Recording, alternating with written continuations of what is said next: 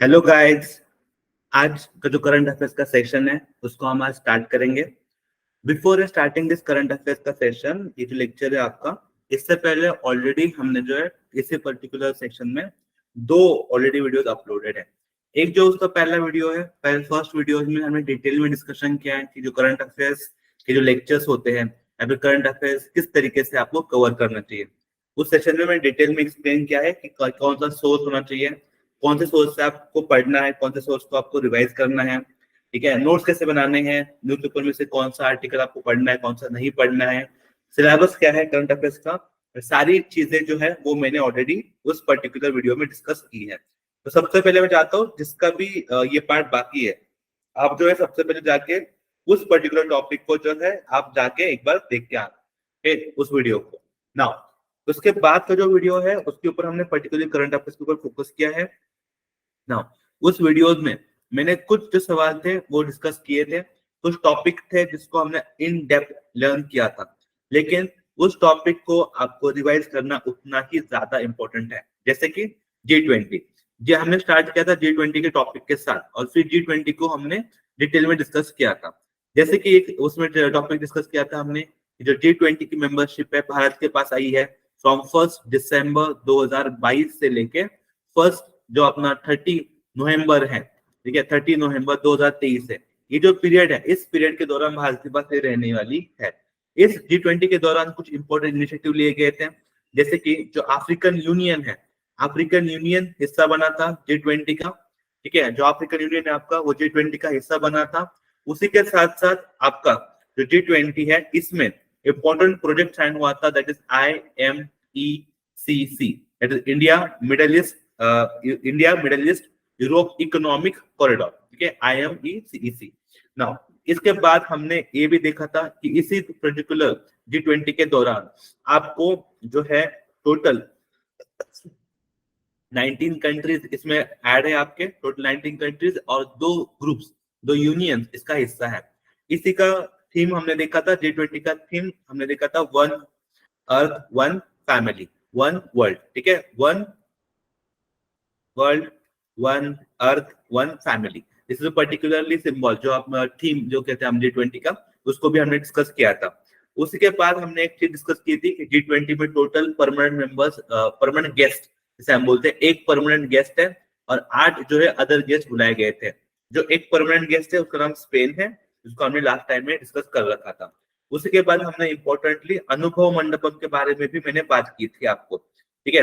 ये अनुभव मंडपम क्या है, तो अनुभव मंडपम में स्पेसिफिकली वो प्लेस है जहां पर अपना G20 का मीटिंग हुआ है, ठीक है, अनुभव मंडपम।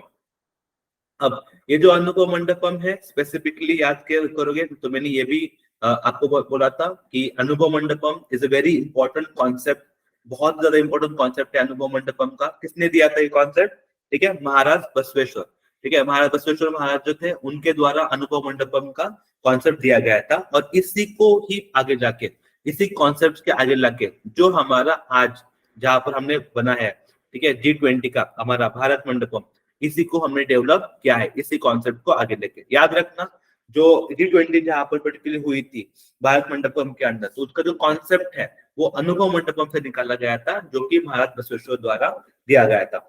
इसी पर्टिकुलर भारत मंडपम में आप देखोगे कि यहाँ पर आपको एक स्टैचू मिलता है, देखिए नटराजा स्टैचू मिलता है, उसके बारे में मैंने आपको बताया था, Nataraja statue which is very very important for your exam perspective. तो ये जो सारे एंगल्स है G20 के वो हमने लास्ट लेक्चर में कवर कर रखे थे।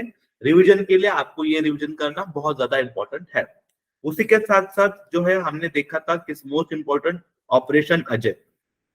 Operation Ajay is very important because operation Ajay जो है लॉन्च किया गया है इजराइल द्वारा, सॉरी इंडिया द्वारा, किसके लिए, फॉर द इजराइल, ठीक है, इंडिया द्वारा लॉन्च किया गया है for the people of the Israel के लिए। उसी के साथ मैंने और सारे ऑपरेशन आपको ऐड कर दिए थे, जैसे फॉर एग्जाम्पल मैंने बोला था कि operation iron sword, operation iron sword जो है, ऑपरेशन आयरन सॉर्ड ये इजराइल द्वारा लॉन्च किया गया है अगेंस्ट द हमास, ठीक है। उसी तरीके से, ठीक है, अल अक्सा स्ट्रोम, ये भी मैंने बताया था, ऑपरेशन अल अक्सा स्ट्रोम, ठीक है, ये जो ऑपरेशन है ये भी लॉन्च किया गया है, ये लॉन्च किया गया था हमास द्वारा, ठीक है, अगेंस्ट द इजराइल। उसके बाद मैंने बोला था ऑपरेशन गंगा, ऑपरेशन गंगा भी जो है इंडिया द्वारा लॉन्च किया गया था, जो कि यूक्रेन रशिया वॉर के दौरान लॉन्च किया। यूक्रेन में जो भी इंडियन स्टूडेंट है उसको लाने के लिए ऑपरेशन गंगा जो है लॉन्च किया गया था। इसी के बाद जो है ऑपरेशन देवी शक्ति is again very important operation था, ये भी ऑपरेशन देवी शक्ति, जो कि इंडिया द्वारा लॉन्च किया गया था अफगानिस्तान के लिए। ठीक है, अफगानिस्तान के लिए, अफगानिस्तान में जो क्राइसिस चल रहा था ना, वहां पे इंडियंस को बचाने के लिए या फिर हेल्प प्रोवाइड करने के लिए हमने ऑपरेशन देवी शक्ति भी लॉन्च कर रखा था।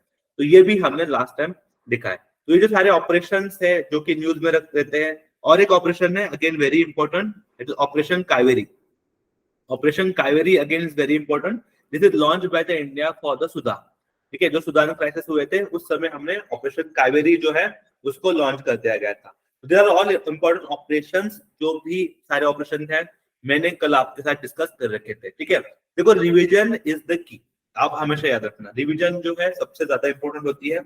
अगर आप करंट अफेयर्स को पढ़ रहे हो और उसको रिवाइज नहीं कर रहे हो तो आपको फिर आगे जाके बहुत ज्यादा मुश्किल हो सकती है।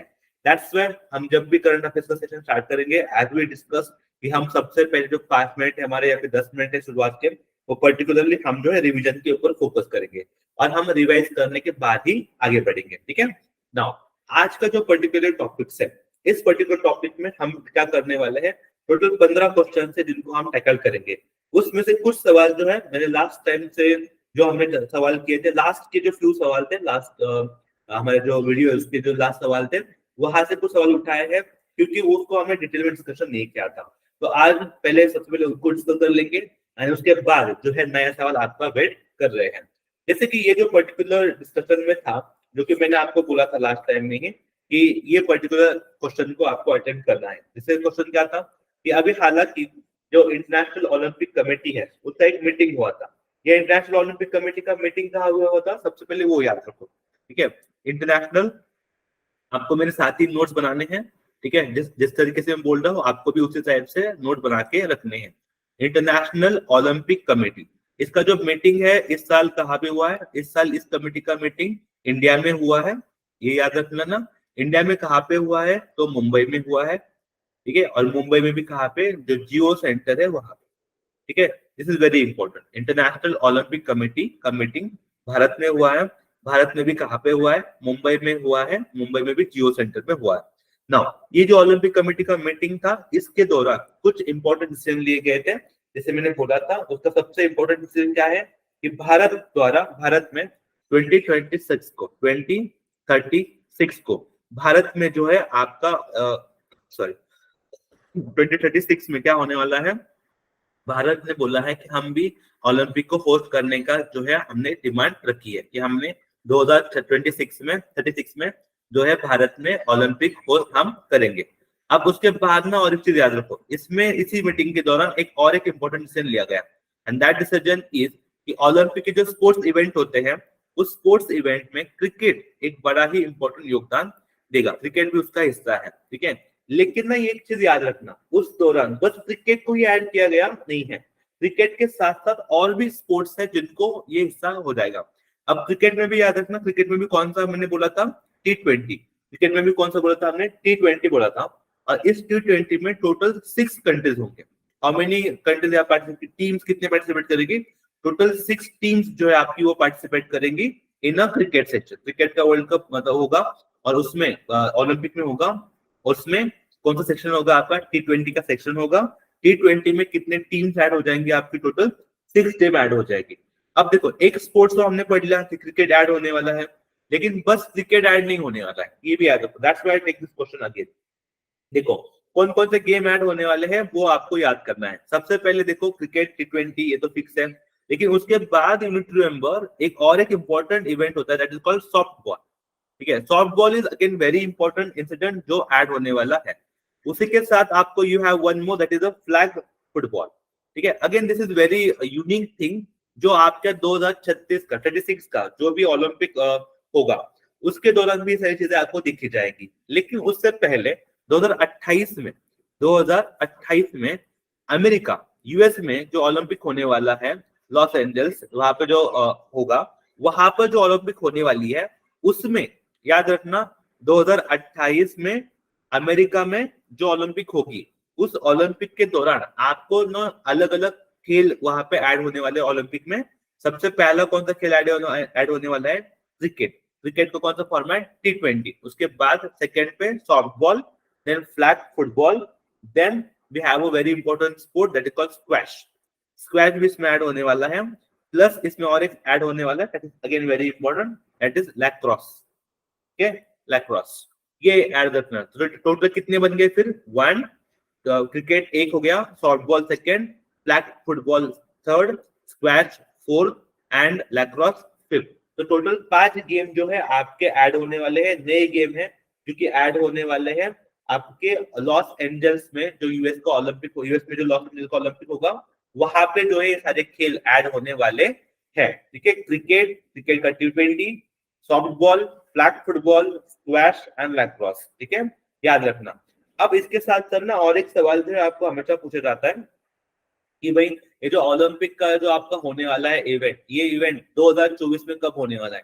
2024 में कब, कहाँ पे होने वाला है? रिमेम्बर 2024 का कहाँ पे होने वाला है आपका?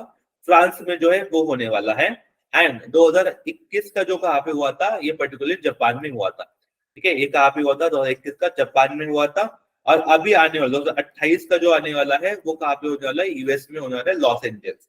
उसी के साथ साथ जो नेक्स्ट ईयर का होगा दैट इज 2032 वाला जो है, ये कहाँ पे होस्ट होने वाला है? ये होने वाला है आपके ऑस्ट्रेलिया में। ठीक है, this we have been discuss. अब ये जो इंपॉर्टेंट इवेंट्स है, चीजें हैं, आपको याद होनी चाहिए। इसको बार बार रिकॉल करोगे तभी जो है ये चीजें आपको याद रहेगी। तो हर ओलंपिक जो है हर 4 साल में ओलंपिक होता है, ये भी आपको याद रखना है। और अभी तक आप देखोगे ना, एक भी ओलंपिक का इवेंट इंडिया में होस्ट नहीं हुआ है। ठीक है, अगर आप इंडिपेंडेंट के बाद देखोगे, लास्ट 75 ईयर्स में देखोगे, तो एक भी बार इंडिया ने ओलंपिक को होस्ट नहीं किया है। लेकिन याद रखना, जो ओलंपिक कमेटी है, ठीक है, इंटरनेशनल ओलंपिक कमेटी है, इसका जो मीटिंग अभी हुआ है इस साल इंडिया में, वो मीटिंग इससे पहले हुआ है। ठीक है, वो जो मीटिंग है इंडिया में इससे पहले हुआ है। ठीक है, अप्रोक्स, अब मैं बताता हूँ, तो 80s के दौरान जो है ये मीटिंग हुआ था। ठीक है, इंटरनेशनल ओलंपिक कमेटी 80s में एक बार हो चुका है, ये दिल्ली में हुआ था उस समय। ठीक है, अब उसके अप्रोक्स 40 साल बाद, हम कह सकते हैं 40 साल बाद मुंबई में हो रहा है। ठीक है, तो इंटरनेशनल ओलंपिक कमेटी का मीटिंग हमारे इंडिया में इससे पहले हो चुका है, लेकिन ओलंपिक्स जो है इंडिया में आफ्टर इंडिपेंडेंस हमें नहीं दिखे देते हैं। ठीक है ना, ये जो पूरा टॉपिक था, you need to be aware. ठीक है, इन डिटेल में आगे बढ़ते हैं। Next topic is again very important and very crucial topic. देखो, जो IRDA है, ठीक है, पहली बात तो यही समझो कि IRDA क्या है। ठीक है, IRDA द्वारा सबसे पहले क्या साइन हुआ है? एक मेमोर ऑफ अंडरस्टैंडिंग जिसे हम कहते हैं, वो साइन हुआ है। किसके साथ साइन हुआ है आपको वो बताना है। ठीक है, it is one bank, that bank is again very important bank. और उस बैंक ने रिन्यूएबल एनर्जी प्रोजेक्ट के लिए एक MOU साइन करवाया है। ठीक है, नाउ अब वो भी किसके साथ साइन किया है? IREDA के साथ साइन किया है। अब देखो ना, सबसे पहली बात, before attending this particular question, आपको एक कुछ चीजें आपको ना क्लियर होनी चाहिए। जैसे कि जो रिन्यूएबल एनर्जी प्रोजेक्ट्स है वो क्या होते हैं, पहले तो ये चीज आपको दिमाग में क्लियर करो। रिन्यूएबल एनर्जी प्रोजेक्ट मतलब क्या होता है? आपका सोलर एनर्जी हो गया, विंड एनर्जी हो गई आपकी। ठीक है, सोलर एनर्जी हो गई, विंड एनर्जी हो गई। ठीक है, ये जो सारी एनर्जीज है जिसका हम जनरेट करते हैं और रिन्यूएबल पर्पस, बार बार इसको हम रिन्यू कर सकते हैं। ऐसे रिन्यूएबल एनर्जी प्रोजेक्ट के लिए ही फंडिंग जो की जाती है, वो फंडिंग को फाइनेंस करना मतलब क्या? उस फंडिंग, उस चीज को फाइनेंस करना। अगर कोई बंदा है, कोई कंपनी है, अगर सोलर एनर्जी में काम कर रहा है, वो बिल्ड करना चाहते हैं, विंड एनर्जी में कुछ काम करना चाहते हैं, तो उनको पैसे देने का काम, उनको फंडिंग प्रोवाइड करने का काम, ठीक है, किस बैंक द्वारा किया जाएगा? IREDA के साथ मिलकर। That you need to tell me. ठीक है, याद रखो, your correct answer is yes, your correct answer is option number D. ठीक है, Union Bank of India and Bank of Baroda. ठीक है, Union Bank of India and Bank of Baroda, इन दोनों ने मिलके IREDA के साथ MOU साइन किया है। For what is the purpose? Renewable energy को प्रोजेक्ट करने के लिए। अब दूसरी बात ये होती है कि ये IRDA क्या है। तो सबसे पहले याद रखना, IRDA is nothing but Indian renewable energy department developmental agency. ठीक है, Indian renewable energy developmental agency, that is IREDA। ठीक है, अब इन्होंने जो है MOU साइन किया again bank of India and Bank of Baroda के साथ। ठीक है, याद रखना। अभी अगर फिलहाल देखा जाए तो IRDA है, उनके CMD कौन है? सी प्रदीप कुमार दास। अब देखो ना, ये आपने सवाल तो कर लिया, ठीक है, ये ठीक है, आपने सवाल कर लिया, वेल गुड, अच्छी बात है। लेकिन यहाँ पे चीजें रुकती नहीं है। You need to be go more head, one step more ahead. मतलब क्या? देखिए, रिन्यूएबल एनर्जी है, तो इस एनर्जी के रिगार्डिंग इंडिया के ना कुछ और भी टारगेट्स हैं। तो उन टारगेट्स को पढ़ना भी आपकी जिम्मेदारी है जब आप इस टाइप के सवाल के विटनेस करते हो। जैसे मैं एक एग्जांपल के तौर पर आपको देता हूँ। इंडिया ने डिसाइड किया है कि India will produce 500 gigawatt clean energy, 500 gigawatt clean energy. ठीक है, ये हमने टारगेट रखा है कि हम जो है क्लीन एनर्जी बनाएंगे। क्लीन एनर्जी मतलब क्या होता है? जिससे पोल्यूशन आपका नहीं होगा। तो 500 गीगावाट क्लीन एनर्जी जो है इंडिया द्वारा बनाई जाएगी। कौन से साल तक? 2030 तक। ये हमारा टारगेट है कि भाई इंडिया जो है 500 गीगावाट का एनर्जी प्रोड्यूस करेगा, क्लीन एनर्जी को प्रोड्यूस करेगा 2030 तक। और ये टारगेट हमने खुद को दे रखा है।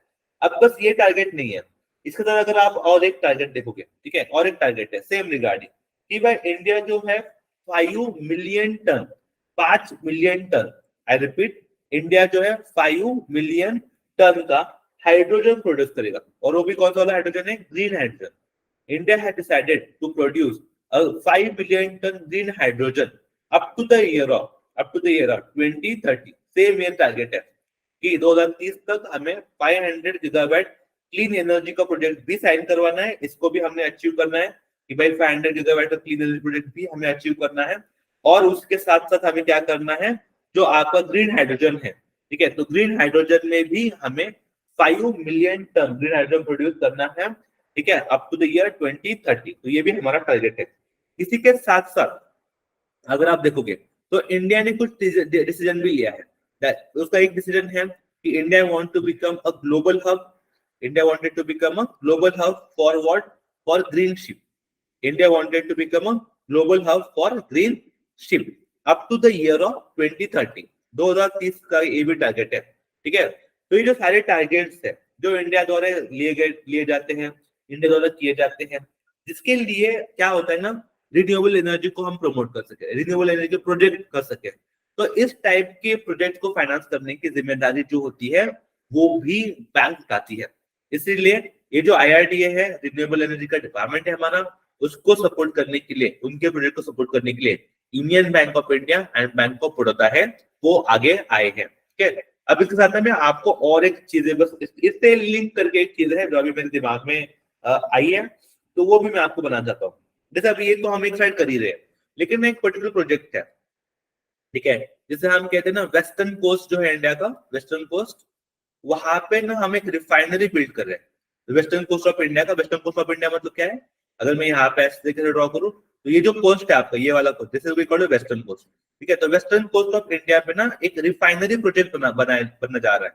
रिफाइनरी प्रोजेक्ट जो है हम बना रहे हैं, रिफाइनरी प्रोजेक्ट इसको हम बना रहे हैं वेस्टर्न कोस्ट के ऊपर। अब ये जो रिफाइनरी प्रोजेक्ट है वो इंडिया, याद रखना, इंडिया एंड सऊदी अरेबिया मिलके बना रहे हैं। India and Saudi Arabia, they both decided, India and Saudi Arabia both decided to build a western coast refinery project। ठीक है, दोनों ने। अब इसमें क्या होगा?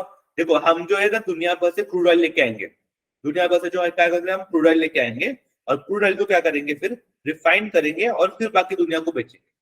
तो इस क्रूड ऑयल को रिफाइन करने का जो प्रोजेक्ट है या फिर जो इवेंट है जहां पर हम क्रूड ऑयल को रिफाइन करेंगे, ये पर्टिकुलरली कहाँ पे होने वाला है? आपके इंडिया एंड सऊदी अरेबिया जो है दोनों मिलके जो इसको बनाने वाले रिफाइनरी प्रोजेक्ट यहाँ पर हम बिल्ड करने वाले हैं। ठीक है, याद रखना इस चीज को। अब ये हो गया आपके वेस्टर्न कोस्ट। अब ये देखो, एक साइड हम रिफाइनरी प्रोजेक्ट की बात कर रहे हैं, जिससे क्या हो जाएगा, जिससे और एनर्जी तो मिलेगी मिलेगी, नो डाउट, पैसा भी हम कमाएंगे, नो डाउट।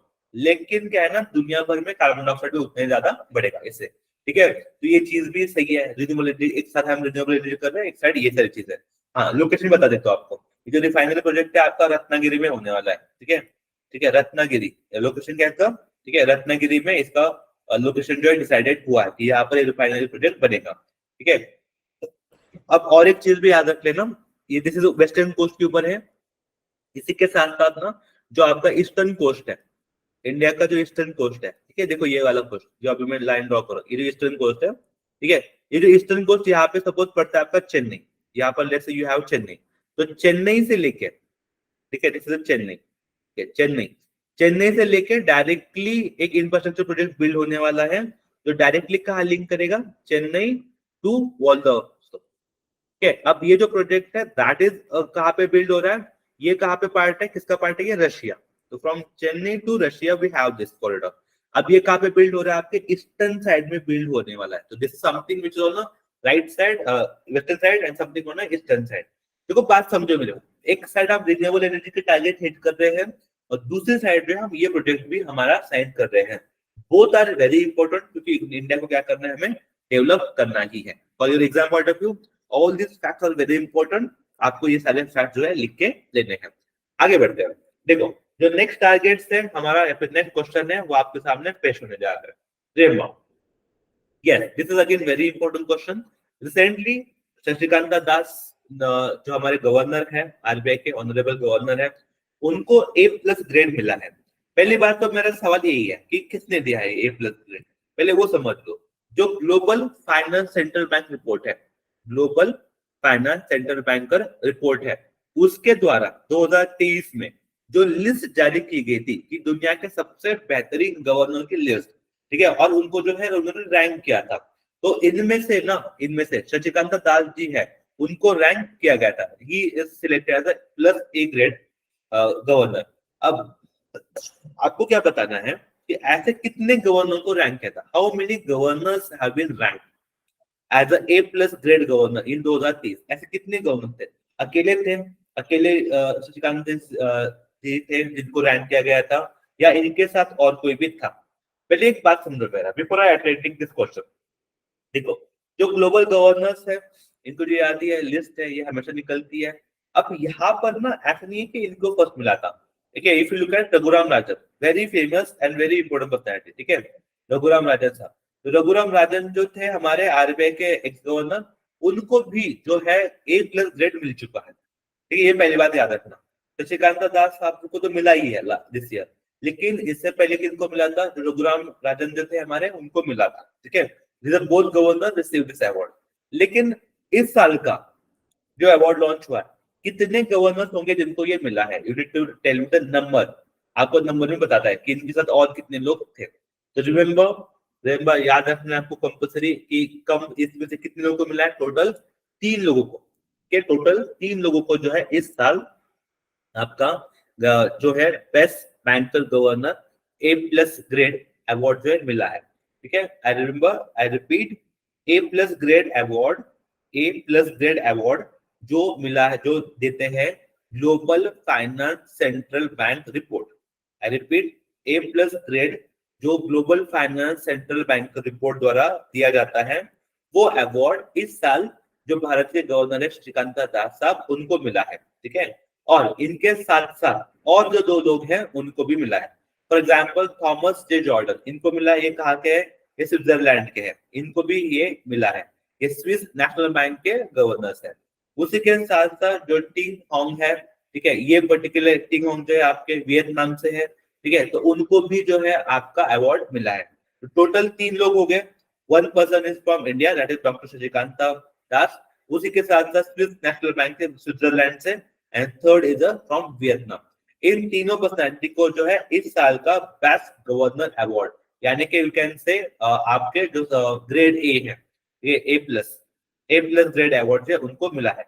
ये अवार्ड किसने दिया है, global finance central bank report द्वारा ये अवार्ड दिया गया है।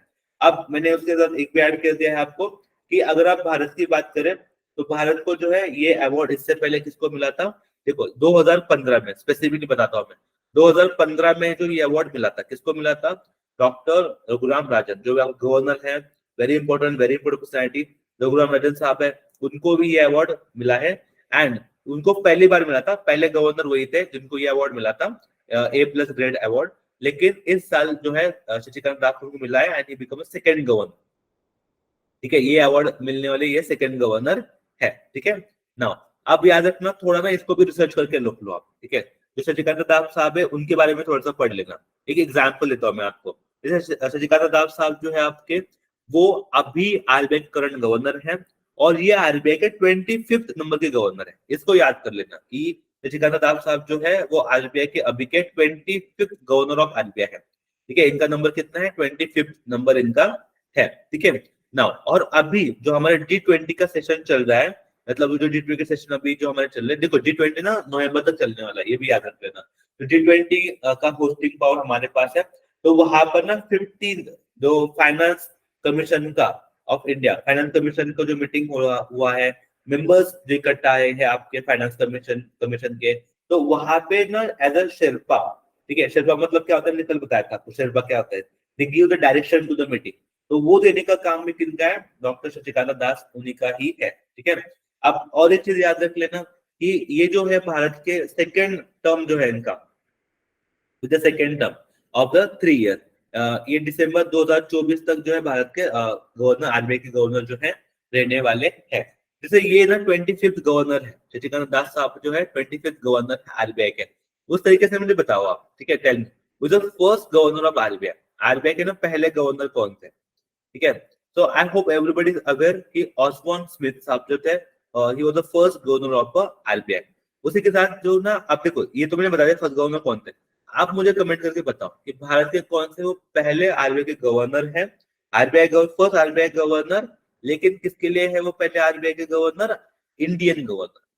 व्हाट आई वांट, आरबीआई के पहले इंडियन गवर्नर कौन थे? इंडियन पर्सनैलिटी जो आरबीआई की गवर्नर बनी थी, वो कौन पर्सनैलिटी है? आपको जो है इनका नाम मुझे बताना है कमेंट सेक्शन में। आरबीआई के पहले गवर्नर ऑसबॉर्न स्मिथ, लेकिन आपको क्या भेजना है मुझे? आरबीआई के पहले गवर्नर लेकिन इंडियन इन गवर्नर। ठीक है, ऐसे आप बता देना ना। उसके साथ साथ बताओ आरबीआई का एस्टैब्लिशमेंट जो है 1935 का है। अब उस समय आरबीआई का जो हेडक्वार्टर है वो मुंबई होता था। देखिए सॉरी, मुंबई नहीं होता था, कलकत्ता होता था।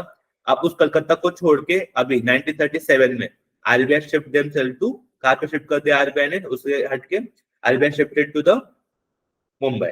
पहले कलकत्ता हेडक्वार्टर था, फिर बदल के मुंबई कर दिया है। ठीक है नाउ, ये जो है सारी जानकारी आपको होना इंपॉर्टेंट है regarding with this particular award, regarding with this particular.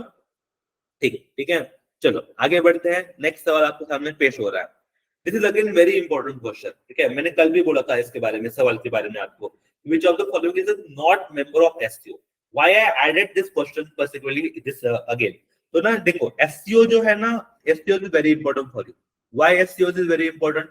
Because India become a member of SCO in 2017। मैंने कल भी बोला था, इंडिया जो है 2017 में ही इसका मेंबर बना है। इंडिया एंड पाकिस्तान दोनों साथ में मिलकर ही इसके मेंबर बने हैं। अब ना एससीओ का नाम क्या है? तो शंघाई कॉर्पोरेशन ऑर्गेनाइजेशन का नाम है, लेकिन ना नाम शंघाई कॉर्पोरेशन ऑर्गेनाइजेशन है, लेकिन इसका हेडक्वार्टर कहाँ पर है? बीजिंग में है। ये फैक्ट भी आपको याद रखना है। शंघाई कॉर्पोरेशन ऑर्गेनाइजेशन, ये जो है आपका, यहाँ इसका नाम शंघाई है, लेकिन इसका हेडक्वार्टर जो है आपको बीजिंग में मिलेगा। अब ये जो एससीओ है, इसमें ना एक सवाल आता है आपको कि एससीओ में टोटल मेंबर्स कितने हैं? They ask this question as well. या फिर इस तरीके से पूछेंगे मेंबर कितने, वो पूछेंगे, नहीं तो कौन सा मेंबर नहीं है वो पूछेंगे। बिल्कुल याद रखने का सिर्फ टेक्निक है। मैं हमेशा बोलता हूँ, एक इमेजिन कर लो कि इंडिया वर्सेस पाकिस्तान में मैच चल रहा है, ठीक है, या फिर जंग चल रही है, इंडिया वर्सेस पाकिस्तान, और इंडिया के बाजू में कौन होस्ट है? इंडिया के बाजू में कौन खड़ा रहता है? इंडिया के साथ खड़ा रहेगा रशिया। ठीक है, Russia is supporting the India, and Pakistan को कौन सपोर्ट करेगा? चाइना। ठीक है, इमेजिन कर लो। ठीक है, India is supported by the Russia, Pakistan is supported by the China. अब ना वॉर चल रहा है। अब वॉर में क्या होता है? वॉर में दो छोटे बच्चे होते हैं। कौन कौन से बच्चे होते हैं? एक बच्चा होता है तजाक और एक बच्चा होता है उज्बेक। ठीक है, अब ये दोनों भी बच्चे जो होते हैं बहुत ज्यादा क्या करते हैं? किरकिर करते हैं। ठीक है, दोनों बच्चे क्या करते हैं? बहुत ज्यादा किरकिर करते हैं। तजाक एंड उज्बेक दोनों बच्चे होते हैं, तो क्या करते हैं? आपके किरकिर करते हैं, और ये किरकिर करते करते किसके पास चले जाते हैं? आपके कजाक के पास चले जाते हैं। इसको बता देते हैं, कजाक के पास चले जाते हैं। और ये जो कजाक है ना, ये कहाँ रहता है आपका? ये कजाक रहता है ईरान में। ये कजाक कहाँ रहता है आपका? ईरान में रहता है। ठीक है, आई रिपीट, इंडिया रशिया का झगड़ा चल रहा है, इंडिया पाकिस्तान का झगड़ा चल रहा है, वॉर चल रहा है। इंडिया को सपोर्ट करता है रशिया, पाकिस्तान को सपोर्ट करता है चाइना। और इस वॉर के दौरान दो बच्चे तजाक एंड उज्बेक किरकिर करते करते किसके पास चले गए? कजाक के पास चले गए, जो कि कहाँ रहता है? ईरान में रहता है। Once you understand this thing, इससे ना बहुत चीजें आपको हेल्पफुल हो जाएगी। जैसे कि अगर लोग पूछते हैं कि टोटल मेंबर्स कौन कौन से, राज्य कौन कौन से मेंबर है, तो आपको इजीली पता चलेगा इंडिया है, पाकिस्तान है, रशिया है एंड चाइना है। इंडिया, पाकिस्तान, रशिया, चाइना, ये चार मेंबर्स है, plus Kazakhstan, Uzbekistan, Kyrgyzstan and Kazakhstan. I repeat, Kazakh, Uzbek, Kyrgyz, Kazakh, ये 4 देश एंड ऊपर के 4 देश, मतलब कुल कितने बन गए? टोटल 8 देश जो है एससीओ के मेंबर्स है, ठीक है। लेकिन याद रखना, एससीओ का जो मीटिंग है, एससीओ का मीटिंग कहाँ पे हुआ है? आपके इंडिया में हुआ है। 2023 में एससीओ का मीटिंग कहाँ पे हुआ है? इंडिया में हुआ है। और इस दौरान एक अनाउंसमेंट भी हुआ है कि एससीओ की जो मेंबरशिप है वो ऐड हुई है। एक मेंबर जो एससीओ में ऐड हुआ है, कौन सा मेंबर ऐड हुआ है? ईरान जो है एससीओ में ऐड हुआ है। ये याद रखना, कौन ऐड हुआ है? ईरान जो है ऐड हुआ है। तो कुल मिलकर कितने मेंबर बन गए ईरान को ऐड करके? टोटल 9 मेंबर जो है बन गए। तो याद रखना, अगर सवाल इस तरीके से आता है कि एससीओ के हेडक्वार्टर कहाँ पर है? एससीओ के हेडक्वार्टर बीजिंग में है। एससीओ का भारत कब मेंबर बना? 2017 में भारत मेंबर बना। एससीओ जो है उसमें कितने कंट्रीज आते हैं? टोटल 9 कंट्रीज आते हैं। एससीओ में कौन सा कंट्री नहीं आता है वो भी पूछेंगे, तो मैंने ट्रिक आपको दे दी है। तो यही आपको सवाल है, which of the following countries is not country? अगर देखोगे तो definitely India is a part of SCO, no doubt, पहला ऑप्शन चला गया आपका। चाइना भी पार्ट है, रशिया भी पार्ट है, लेकिन ब्राजील जो है आपका, Brazil is not a part of SCO. Brazil SCO का हिस्सा नहीं है। What is correct answer? Brazil is correct answer, कि Brazil is not a member of SCO. बाकी के मेंबर के नाम मैंने आपको दिए हैं, ठीक है। आई होप जो है आपको सीधे समझ में आ रही है और आप मेरे साथ जो है ये सभी चीजों को नोट डाउन कर रहे हो, ठीक है। चलो आगे बढ़ते हैं। नेक्स्ट सवाल आपके सामने पेश है। देखो, नेक्स्ट सवाल है लिटिल बिट इंटरेस्टिंग, ठीक है। भारत की कौन सी वो बैंक है, भारत की कौन सी वो बैंक है जिसकी that bank has recently launch, ठीक है, UPI ATM facility. UPI ATM facility launch किस बैंक द्वारा अभी किया गया है? पहले बात समझो मेरा, इसी चीज को हम इस तरीके से भी बोल सकते हैं कि भारत का कौन सा वो बैंक है जिसने अभी cardless ATM service, I repeat my words, cardless ATM service जिस बैंक द्वारा लॉन्च की गई है, ऐसा भारत का वो कौन सा बैंक है? उसके बारे में आपको मुझे बताना है कि कौन सा बैंक है जो कार्डलेस एटीएम सर्विस प्रोवाइड कर रहा है, ठीक है। और ऐसा नहीं कि कहाँ पे कर रहा है, उसके टोटल 6000 एटीएम है ऑल अक्रॉस द कंट्री, ठीक है। कौन सा बैंक है? Take a 1 second, take a 5 second and answer. 5 second लो, 5 सेकंड में आंसर करो कि भारत का कौन सा वो बैंक है जो कार्डलेस एटीएम सर्विस प्रोवाइड करता है या फिर यूपीआई एटीएम सर्विस प्रोवाइड कर रहा है, ठीक है, अभी इंडिया में। Option A, B, C, D या नन ऑफ दिस, ठीक है। What is correct answer? Remember your correct answer is bank of Baroda. Bank of Baroda द्वारा जो है ये फैसिलिटी प्रोवाइड की जाती है। याद रखना, बैंक ऑफ बड़ौदा ही भारत का वो बैंक है जो इंडिया का यूपीआई एटीएम फैसिलिटी लॉन्च करता है। UPI ATM facility launch by bank of Baroda. What is UPI ATM? UPI ATM facility, इसी फैसिलिटी को हम क्या बोलते हैं? Cardless cash withdrawal. इसके बाद हम inter operable cardless cash withdrawal technology. Inter operable cardless cash withdrawal मतलब एटीएम में तो जाना है लेकिन कार्ड लेके नहीं जाना है, बस आपके मोबाइल का जो स्कैनर होगा, यूपीआई होगा, उसको इस्तेमाल करके आप एटीएम से आपका पैसे निकाल सकते हो। तो cardless cash withdrawal facility provide करने वाला भारत का बैंक कौन सा है? That is bank of Baroda. That is bank of Baroda जो सारी चीजें जो है कर रहा है, ठीक है। और एक बार याद रखना, इसको करने की ताकत उसने दी है कि कौन वो भारत का एजेंसी जो सब करने का परमिशन देता है? This is help by the NPCI. NPCI जो है एनपीसीआई के साथ कोऑर्डिनेट करके भारत का पहला पब्लिक सेक्टर बैंक बना है।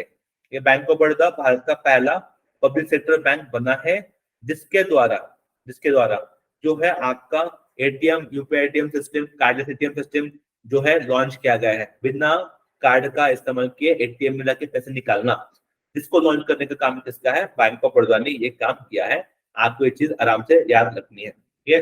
अब इसके साथ साथ ना कुछ और भी बैंक है, उनके इनिशिएटिव्स भी आपको पता होना चाहिए। Again this initiatives are very crucial and very important for your exam point of view. जैसे कि मैं आपको कुछ हिंट दे देता हूँ, ठीक है। मैंने कल भी बोला था आपका कि भारत का पहला जो है आपका क्रेडिट कार्ड, ठीक है, क्रेडिट कार्ड फॉर होटल्स। अगर होटल में जाते हो, ठीक है, तो वहां पर ना क्रेडिट कार्ड आपको इस्तेमाल कर सकते हो, मतलब होटल के लिए खास। वो भी किसके साथ मिलके क्या उन्होंने? जेडब्ल्यू मैरियट ग्रुप जो है आपका, ठीक है, जेडब्ल्यू मैरियट ग्रुप है, उनके साथ मिलके भारत का पहला, ठीक है, credit card for the hotel industry, ठीक है, फॉर द होटल इंडस्ट्री। तो ये किसने लॉन्च किया है? तो ये भी एक बैंक है, आपको इसका आंसर ढूंढना है कि किस बैंक द्वारा इसको लॉन्च किया गया है। उसी के साथ साथ मिंत्रा, जो एक शॉपिंग ऐप है आपका मिंत्रा, मिंत्रा के साथ मिलके भी एक क्रेडिट कार्ड लॉन्च किया है एक पर्टिकुलर बैंक ने for the shopping, for the shopping purpose. ठीक है, ब्रांडिंग शॉपिंग पर्पस मिंत्रा के साथ मिलके एक बैंक ने जो है इंडिया का पहला I can say credit card launch किया गया है। तो ये जो पहले पहले होते हैं ना, ये वेरी इंपॉर्टेंट फॉर यू। तो मैंने आपको 2 सवाल दिए हैं, you have to solve this 2 question. Bharat का कौन सा बैंक ने इसने जेडब्ल्यू मैरिट ग्रुप के साथ मिलकर होटल इंडस्ट्री का क्रेडिट कार्ड जो है लॉन्च किया गया है? That you need to tell me. वो आपका पहला सवाल है। दूसरा सवाल मैंने क्या बोला है कि भारत का वो कौन सा ऐसा बैंक है जिसने शॉपिंग के लिए मिंत्रा के साथ मिलकर शॉपिंग के लिए जो है ये चीजें जो है लॉन्च की है, शॉपिंग के लिए क्रेडिट कार्ड जो लॉन्च किया गया है मिंत्रा के साथ मिलकर, ऐसा कौन सा बैंक है? दोनों सवाल अटेंड करो, दोनों सवाल को आपका जो जवाब है वो मुझे आपको मुझे देना है। ठीक है ना, तब तक हम आगे बढ़ते हैं। नेक्स्ट सवाल कि विच इंस्टीट्यूशन के जो है has operationalise the urban infrastructure development fund. ठीक है, जो आपका अर्बन इंफ्रास्ट्रक्चर फंड है उसको ना कितना फंडिंग है, पहले इंस्टीट्यूट को बताओ। चलो इंस्टीट्यूट के बारे में तो मैं बता दूंगा कौन सी इंस्टीट्यूट है जो ये फंडिंग दे रही है। You need to tell me first कि ये जो इंफ्रास्ट्रक्चर फंड है इसकी अमाउंट कितना है। देखो ये जो सवाल होते हैं एग्जाम में जब आते हैं इस टाइप के सवाल, आपको जहां पर आपको अमाउंट दे रखी है कि 10,000 करोड़ 40,000 करोड़ कितना फंड दिया जा रहा है अंडर इंफ्रास्ट्रक्चर डेवलपमेंट फंड, ये जो है आपको जो सवाल पूछा जाता है तब ना एक unit to remember, either you know this question तो अटेम्प्ट करो, अगर नहीं पता है तो छोड़ दो। ठीक है, you have to skip this question. Because problem क्या है ना कि ऐसे सवाल, ऐसे जो डाटा है उनको एग्जैक्टली याद करना बड़ा मुश्किल होता है। So that's why I always request you कि अगर ऐसे कुछ डाटा में सवाल आते हैं आपको ये सवाल जो है स्किप करने हैं, don't need to attempt this question.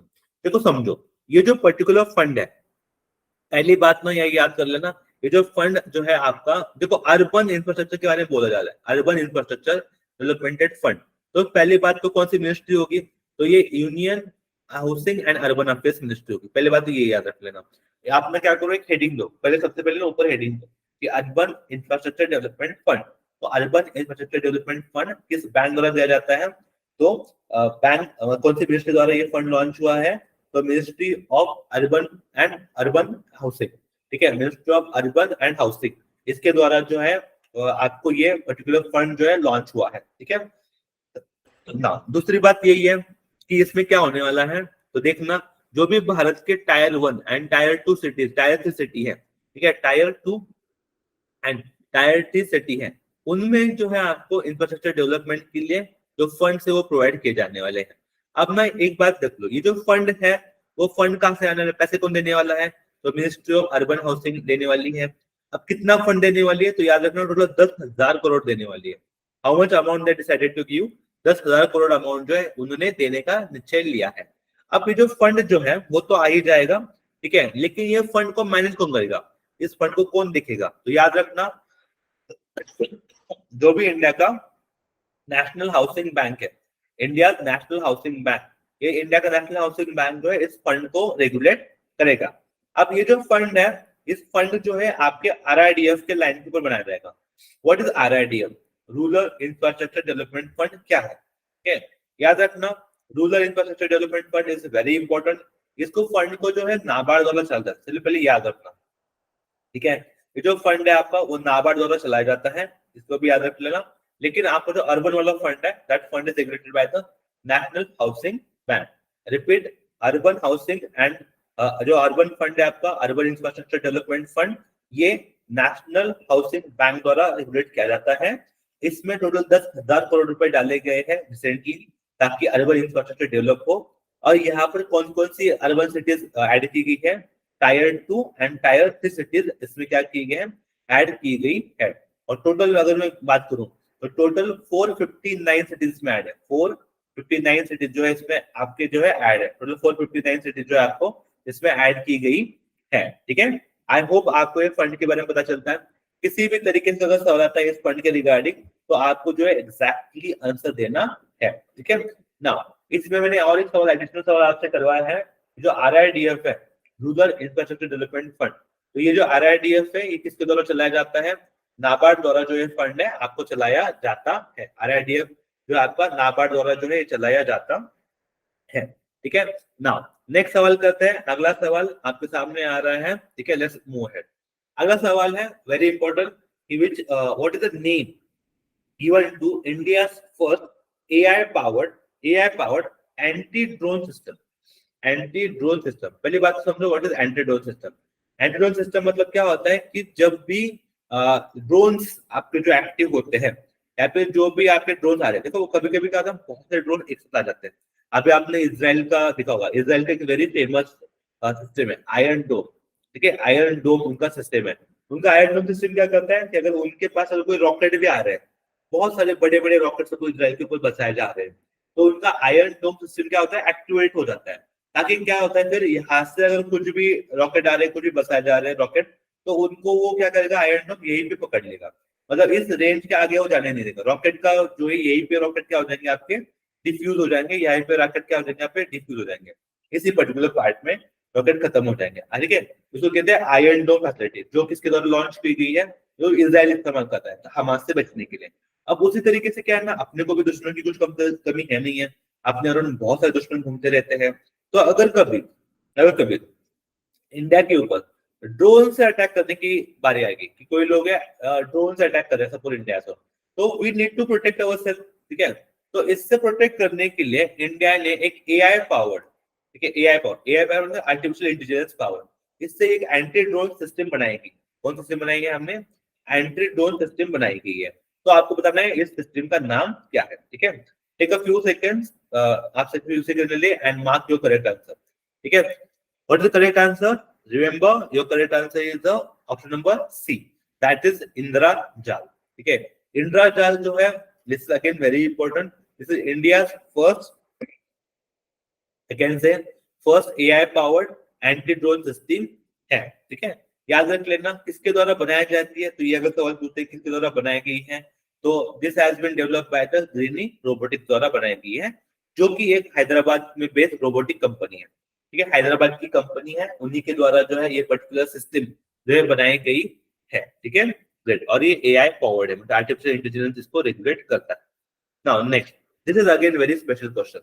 I personally believe it, this question is very and very much important for your exam point of view. ठीक है, why this question is so much important? Remember, बहुत बार जो है ये चीजें जो है आपके न्यूज में रहती है। जैसे which country, what is the which military exercise जो इंडिया यूएस कंडक्ट करते हैं। इंडिया एंड यूएस के बीच में कौन सा मिलिट्री एक्सरसाइज होता है? ठीक है, यू हैव ऑप्शन, पहला युद्धाभ्यास, अजय वॉरियर्स। ठीक है, Ajay warriors, okay, little bit some mistake, printing mistake है यहाँ पर। ठीक है, but I will tell you, अबे युद्धाभ्यास है। ठीक है, यहाँ पर आपका है Ajay warrior, this is option number second. ठीक है, Ajay warrior. Option number C है आपका Malabar exercise, option C is a Malabar exercise है। ठीक है, then you have option number third. ठीक है, तो आपका ऑप्शन नंबर डी है, लेट्स से आपका नोमैडिक एलिफेंट है, nomadic elephant, that is option number your fourth. ठीक है, then your option number E है, लेट्स से ऑल ऑफ द, ठीक है, यू नीड टू आंसर में कौन सा वो सही है। ठीक है, ऑप्शन ए है आपका युद्धाभ्यास है, option B is your Ajay warrior. ठीक है, tell me the correct answer, कौन सा वो आंसर होगा जो करेक्ट होगा। ठीक है, now remember what is your correct answer. Correct answer is India and US के बीच में जो आपका जो एक्सरसाइज होती है, मिलिट्री एक्सरसाइज होती है, उसे आप युद्ध अभ्यास बोलते हैं। क्या बोलते हैं आप? युद्ध अभ्यास। इंडिया एंड यूएस के बीच में जो मिलिट्री एक्सरसाइज होती है उसका नाम क्या है आपका? युद्ध अभ्यास। ये मिलिट्री एक्सरसाइज का नाम है। उसके बाद मैंने लिखा है Ajay warrior. What is Ajay warrior? Ajay warrior is also military exercise, but it is military exercise between what, India and UK. India and UK जो है आपके दो आपके अजय वॉरियर करते हैं। Even there is one more exercise, Himalayan warrior, के जो आपका एक एक्सरसाइज है हिमालयन वॉरियर, ये भी जो है आपके यूपी के साथ ही हम करते हैं Himalayan warrior, that is again very important. ठीक है, हिमालयन वॉरियर एक्सरसाइज। अब उसके बाद में लिखा है मलाबार एक्सरसाइज। देखो मलाबार एक्सरसाइज ना आप डबल ट्रिपल स्टार मार्क कर दो, बहुत इंपॉर्टेंट है for your coming examination. Why? Because Malabar exercise जो है वो इंडिया में, मतलब मलाबार एक्सरसाइज जो आपके वो 4 देश मिलकर करते हैं। पहला इंडिया, देन यूएस, देन आपका जापान एंड देन आपका ऑस्ट्रेलिया। ठीक है, तो India, US, Japan and Australia, ये चारों के चारों देश मिलके, ठीक है, कौन सा एक्सरसाइज करते हैं आपका? मलाबार एक्सरसाइज जो है ये चारों के चारों मिलकर करते हैं। This is one of the naval exercise जो ये चारों के चारों देश मिलकर करते हैं। इन चारों देश को आप क्या बोलते हैं? All this four countries known as the quad countries. जो क्या बोलते हैं? These are the quad countries. ठीक है।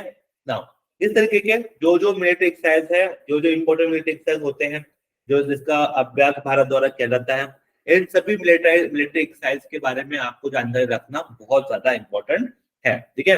नाउ और विल डू वन मोर आपको एग्जांपल। ठीक है। आपको कुछ एक्सरसाइज के नाम देता हूं मैं यहाँ पर। आपका होमवर्क है कि आपको पता करना है कि वरुण एक्सरसाइज कौन करता है, कौन कौन से देश के बीच में वरुण एक्सरसाइज होती है। देन एक होता है आपका गरुड़ एक्सरसाइज। ठीक है, गरुड़। ठीक है, गरुड़ एक्सरसाइज भी होता है। गरुड़ एक्सरसाइज किसके देश में होता है? कौन इंडिया और कौन से देश के बीच में गरुड़ एक्सरसाइज किया जाता है? तो you need to tell me this option. ठीक है, कौन कौन से कंट्रीज है जिनके साथ हम ये एक्सरसाइज करते हैं। ठीक है। नाउ आगे बढ़ते हैं। नेक्स्ट सवाल आपके लिए पेश हो रहा है। Remember, very important and very crucial सवाल। Which of the following group has given the approval for world's first green bond standards? तो पहले ना बात समझो कि ग्रीन बॉन्ड क्या है। ग्रीन बॉन्ड मतलब क्या होता है? जो भी इन्वायरमेंटल रिलेटेड प्रोजेक्ट है आपके, उन इन्वायरमेंटल रिलेटेड प्रोजेक्ट का फंडिंग, मतलब कोई भी इन्वायरमेंटल रिलेटेड प्रोजेक्ट अगर चल रहा है तो उसको फंडिंग करने का काम है ये लोग करेंगे। जैसे अभी ना हमने देखा था, एक चीज हमने देखा था, IREDA द्वारा, IREDA वाला जो भी सवाल था, मतलब इंडियन रिन्यूएबल डेवलपमेंट एजेंसी जो है अपनी, उनके द्वारा जो है Union Bank of India plus Bank of Baroda, इन दोनों ने डिसाइड किया है कि वो क्या करेंगे? फाइनेंस प्रोवाइड करेंगे। किसको फाइनेंस प्रोवाइड करेंगे? कि जो भी रिन्यूएबल एनर्जी के प्रोजेक्ट होंगे इंडिया में, उसको जो है वो तो फाइनेंस प्रोवाइड करने वाले हैं। अब जैसे ना ये फाइनेंस प्रोवाइड कर रहे हैं, उस तरीके से ना आप एक चीज भी याद रखिएगा, जो ग्रीन बॉन्ड स्टैंडर्ड्स है, ग्रीन बॉन्ड स्टैंडर्ड मतलब क्या है? आप किस तरीके से ग्रीन बॉन्ड को रिलीज करोगे? तो जिस दुनिया का पहला, वर्ल्ड्स फर्स्ट जो ग्रीन बॉन्ड स्टैंडर्ड है, उसका अप्रूवल किसके द्वारा दिया गया है? कौन सा वो ग्रुप है जो ये सारा अप्रूवल दे रहा है? तो remember, very important question, this approval has given by the European union. किसके द्वारा ये अप्रूवल दिया गया है? यूरोपियन यूनियन द्वारा जो है फर्स्ट ग्रीन बॉन्ड का अप्रूवल दिया गया है। ठीक है। नाउ अब इससे लिंक ना और एक चीज पढ़ते हैं। जैसे ग्रीन बॉन्ड अप्रूवल तो इन्होंने दे दिया, उसी के साथ एक बात याद रख लेना, एक होता है ग्रीन क्लाइमेटिक फंड। एक फंड है ग्रीन क्लाइमेटिक फंड। अब इस ग्रीन क्लाइमेटिक फंड में ना टोटल $100 बिलियन रुपए हम फंड का प्रावधान है। इसमें कितने फंड होने चाहिए? $100 बिलियन इसमें होने चाहिए। अब इसमें ना रिसेंटली $2 बिलियन का फंड इसमें ऐड हुआ है। ठीक है, तो कौन से देश ने $2 बिलियन फंड इसमें ऐड किए हैं? तो याद रखना, कंट्री ऑफ यूके। ठीक है, कंट्री ऑफ यूके जो है, कंट्री ऑफ यूके ने $2 बिलियन का जो फंड है वो ऐड किया है आपके ग्रीन क्लाइमेटिक फंड में। ठीक है, अब याद रखना, this is what country of UK is run by और इंडिया के मतलब जो भी हमारे नारायण मूर्ति है, उनके जो दामाद है वो ऋषि सुनाक जो यूके के प्रेसिडेंट है, तो अंडर उनके लीडरशिप के अंडर यूके ने $2 बिलियन का फंड ऐड किया है। कहाँ पे? ग्रीन क्लाइमेटिक फंड में जो है ऐड किया। ये भी अभी रिसेंटली हुआ है। उसी के साथ साथ जो आपका यूरोपियन यूनियन है, ठीक है, यूरोपियन यूनियन, इसने ना रिसेंटली एक डिजिटल मार्केट एक्ट, जो है वो भी किसके द्वारा लॉन्च हुआ है? यूरोपियन यूनियन द्वारा ही लॉन्च है। और इसमें ना टोटल कितने हैं? टोटल 6 जो आपके डिजिटल ऐप जो चलाते हैं ना, डिजिटल मार्केट का जो ऐप चलाते हैं कंपनीज, लाइक आपका गूगल हो गया, फेसबुक हो गया, जो डिजिटली प्रेजेंट है, उनको जो है फंडिंग का, मतलब उनके ऊपर जो रेगुलेशन है उनको लगाने का काम भी, रेगुलेशन लगाने का काम भी यूरोपियन यूनियन द्वारा ही किया जाता है। तो ग्रीन बॉन्ड स्टैंडर्ड्स किसके द्वारा लॉन्च हुए हैं? यूरोपियन यूनियन द्वारा लॉन्च हुए हैं। Total green climatic fund $100 billion का है, उसमें $2 बिलियन ऐड किए जा रहे हैं यूके द्वारा। एंड डिजिटल मार्केट एक्ट जो है वो भी यूरोपियन द्वारा ही लॉन्च हुआ है। ठीक है, ये सारी चीजें जो है, अगेन दिस चीज is very important, very crucial for your upcoming examination. ठीक है, तो आपको ये याद रखनी है। आगे बढ़ते हैं। India has signed one of the very important agreement, that is social security agreement. India ने सोशल सिक्योरिटी एग्रीमेंट किस देश के साथ किया है? ये जो सवाल है बहुत ही ज्यादा इंपॉर्टेंट सवाल है आपका, प्लीज रिमेंबर दिस। ठीक है, इंडिया द्वारा एक सोशल सिक्योरिटी एग्रीमेंट साइन हुआ है किस देश के साथ? तो सबसे पहले दिमाग लगाओ, दिमाग लगा के ये बताओ, सोशल सिक्योरिटी एग्रीमेंट मतलब क्या होता है basically? What kind of agreement is this? ठीक है। तो सबसे पहले याद रख लेना, इसका मीनिंग क्या है कि जो भी इंडिया में स्टूडेंट है या फिर जो भी इंडिया के सिटीजन्स है जो आउटसाइड द कंट्री जाके कुछ कर रहे हैं या फिर बाहर के जो स्टूडेंट है वो इंडिया में कुछ कर रहे हैं, तो उनको सोशल सिक्योरिटी प्रोवाइड करने का काम। और सोशल सिक्योरिटी का मतलब क्या होता है, वेरियस स्कीम जो इंडियन गवर्नमेंट भी लॉन्च करता है, फॉरेन गवर्नमेंट इंडियन गवर्नमेंट भी लॉन्च करता है, ताकि जो उनके या फिर जो हमारे जो भी बच्चे हैं या फिर जो पढ़ रहे हैं बाहर जाके प्रोफेशनल, खास करके यहाँ पर जो अंडर दिस पर्टिकुलर एग्रीमेंट जो प्रोफेशनल वर्कर्स है जो आउटसाइड द कंट्री वर्क करते हैं उनके लिए जो सोशल सिक्योरिटी है उनको मजबूत करना, सोशल सिक्योरिटी को ठीक है मजबूत करना, उस पर्टिकुलर देश में भी अगर रहे तो फिर भी उनको सोशल सिक्योरिटी जो है मिलनी चाहिए। इसके लिए इंडिया ने एक साइन किया है एमओयू, ठीक है। तो किस देश के साथ वो एमओयू साइन हुआ है? ठीक है, 5 second and mark your correct answer. ठीक है, कौन सा वो देश है जिसके साथ जो है सोशल सिक्योरिटी एग्रीमेंट जो है साइन हुआ है इंडिया द्वारा? ठीक है, now this has been signed by the India and the country of Argentina. What is your correct answer? Country of Argentina. याद रखना, इंडिया द्वारा सोशल सिक्योरिटी एग्रीमेंट साइन हुआ है, और ये जो एग्रीमेंट है किस कंट्री द्वारा साइन हुआ है? दिस एग्रीमेंट है sign between India and Argentina. India and Argentina जो ये दो देश है, इन दोनों ने मिलकर जो है सोशल सिक्योरिटी एग्रीमेंट आपका साइन किया है। ठीक है, रिमेंबर। और किसके लिए साइन किया है? जो प्रोफेशनल लोग हैं, प्रोफेशनल वर्कर्स हैं जो आउटसाइड द कंट्री ट्रैवल करते हैं, उनको स्पेसिफिकली टारगेट करके जो है ये पर्टिकुलर एग्रीमेंट साइन हुआ है। I will do one more hint यहाँ पर और एक चीज का हिंट दे रहा हूं मैं। और एक इंपॉर्टेंट एग्रीमेंट है जो इंडिया द्वारा साइन हुआ है, ठीक है, विद द कंट्री ऑफ टंजानिया। यहाँ पर जो आपका सेकंड ऑप्शन है कंट्री ऑफ टंजानिया, तो इनके साथ में भी ना हमने एक बड़ा इंपॉर्टेंट एग्रीमेंट साइन किया है। कौन सा? Remember, India has sign a 5 year road map, 5 year road map agreement, 5 year roadmap agreement for for defense cooperation, for the defense cooperation। ठीक है, डिफेंस कॉपरेशन के लिए इंडिया द्वारा कंट्री ऑफ टंजानिया के साथ एक एग्रीमेंट साइन हुआ है। ठीक है, for the coming next 5 year road map. ठीक है, याद रखना, डिफेंस कॉपरेशन एग्रीमेंट टंजानिया के द्वारा हम टंजानिया के साथ जो है हमने एग्रीमेंट साइन किया है। इसी टाइप एक एग्रीमेंट है जो आपका इटली है, the country of Italy and country of India, इन दोनों ने मिलकर भी ना, इटली एंड इंडिया इन दोनों ने मिलकर भी एक डिफेंस कोलैबोरेशन एग्रीमेंट जो है साइन किया है। Defence collaboration agreement. ठीक है, India and Italy have signed a defence collaboration agreement. ठीक है, एंड इंडिया एंड तंजानिया, याद रखना, India Tanzania have signed a defence agreement, India and Italy also signed a defense collaboration agreement, and India and Argentina has signed a social security agreement। तीनों के तीनों agreement जो है आपको याद होना चाहिए, तो अभी करंटली तीनों एग्रीमेंट जो है बहुत ज्यादा यूज में है। ठीक है, नाउ नेक्स्ट आगे बढ़ते हैं। This is again very simple question, which of the following Indian state has received the highest FDI in our country? कौन सा वो भारत का राज्य है जहां पर हाईएस्ट FDI रिसीविंग है? कौन सा वो राज्य है जहां पर सबसे ज्यादा जो है FDI रिसीव होते हैं? Again very simple to attempt, state of Maharashtra. ठीक है, स्टेट ऑफ महाराष्ट्र जो है भारत का FDI रिसीविंग के मामले में सबसे हाईएस्ट रैंक पर है। हाईएस्ट FDI जो आता है वो महाराष्ट्र में ही आता है। यहाँ पर ना दो चीजें याद कर लेना FDI के बारे में जब बात करते हैं। बैलेंस ऑफ पेमेंट एक बहुत ही इंपॉर्टेंट हिस्सा है भारत के इकोनॉमी का। बैलेंस ऑफ पेमेंट के दो पार्ट होते हैं आपके, एक होता है आपका करंट अकाउंट हिस्सा होता है, ओके, और एक होता है आपका कैपिटल अकाउंट। तो जो आपको कैपिटल अकाउंट है इसके ना दो हिस्से आते हैं। कैपिटल अकाउंट के कितने हिस्से आते हैं आपके? दो हिस्से आते हैं। एक आता है इन्वेस्टमेंट का हिस्सा आता है यहाँ पर, ठीक है, investment is one part of it, ठीक है, and second part is loan. Investment and loan, there are दो पार्ट। तो जो आपका इन्वेस्टमेंट पार्ट है ना, इस इन्वेस्टमेंट पार्ट के दो हिस्से आते हैं आपके। एक हिस्सा आता है आपका FDI का आता है, और एक हिस्सा आता है आपका FPI। ठीक है, FDI का मतलब होता है foreign direct investment, and FPI का मतलब होता है फॉरेन पोर्टफोलियो इन्वेस्टमेंट। ठीक है, both of these are the part of the investment of your current account। ठीक है, याद रख लेना, अगर कोई पूछता है कि FDI किस साइड में भी आता है, तो FDI जो है बैलेंस ऑफ पेमेंट के जो कैपिटल अकाउंट है, ठीक है, बैलेंस ऑफ पेमेंट का कौन सा अकाउंट आपका? कैपिटल अकाउंट है। कैपिटल अकाउंट का जो इन्वेस्टमेंट पार्ट है इन्वेस्टमेंट पार्ट के एफडीआई साइड में वो आता है, ठीक है, एफडीआई। तो what is foreign direct investment? तो बाहर की कंपनियां जो है, बाहर के जो लोग हैं जो इंडियन मार्केट में इन्वेस्ट करते हैं या इंडियन कंपनी में, इंडियन स्टॉक्स में, तो हम उसको एफडीआई बोलते हैं, ठीक है। अब इस तरीके से सबसे ज्यादा कौन से राज्य है जहाँ पर सबसे ज्यादा लोग इन्वेस्ट करना पसंद करते हैं?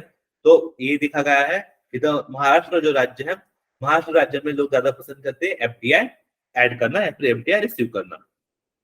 आगे बढ़ते हैं। Again very important question, Nilgiri Thar project, Nilgiri Thar project किस देश द्वारा, कौन से स्टेट गवर्नमेंट द्वारा लॉन्च किया है? अब everybody aware, if you look at Nilgiri Thar ना, तो नीलगिरी तो सबको पता होगा कि भारत का, अगर if I try to draw the map of India, तो सबको पता है कि अगर मैं भारत का मैप ड्रॉ करूंगा इस तरीके से, तो आपका जो वेस्टर्न घाट है एंड जो आपका ईस्टर्न घाट है, कभी तो पढ़ा होगा वेस्टर्न घाट ईस्टर्न घाट कहाँ के मिलते हैं आपके?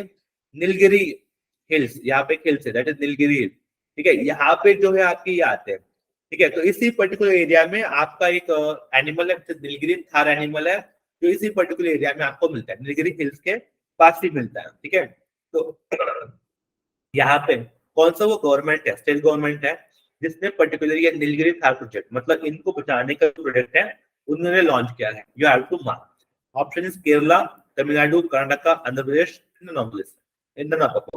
So what is the correct answer? Remember, the state of Tamil Nadu has launched this particular project. याद कर लेना, ठीक है। कौन सा प्रोजेक्ट लॉन्च हुआ है? तमिलनाडु जो गवर्नमेंट है आपका, तमिलनाडु गवर्नमेंट द्वारा नीलगिरी थार प्रोजेक्ट जो है आपका लॉन्च हुआ है, ठीक है। Somewhere you have to mark this thing कि तमिलनाडु गवर्नमेंट द्वारा नीलगिरी थार प्रोजेक्ट जो है लॉन्च हुआ है, ठीक है। आगे बढ़ते हैं। Now this question is again very important for you, you have to mark this question. आपको जो है ये सवाल मार्क करना है। जो सीबीडीटी है उन्होंने बोला है, ठीक है, how much time it has been taken to process one income tax return.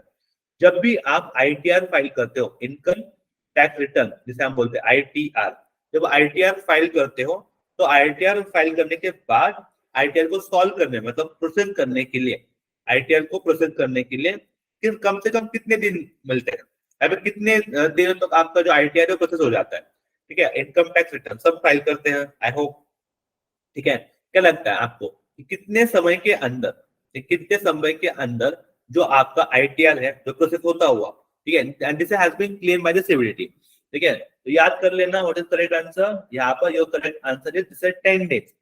It has been claimed that कि जो अगर आप 2023-24 तक देखोगे, तो Central Board of Direct Tax द्वारा ये क्लेम किया गया है कि एक आईटीआर को, इनकम टैक्स रिटर्न को प्रोसेस करने के लिए कितने दिन लगते हैं? टोटल 10 दिन लगते हैं। How many days? Total 10 days लगते हैं जब आपको एक आईटीआर को फाइल करना है, एक आईटीआर को आगे बढ़ाना है, ठीक है। Now this is very progressive.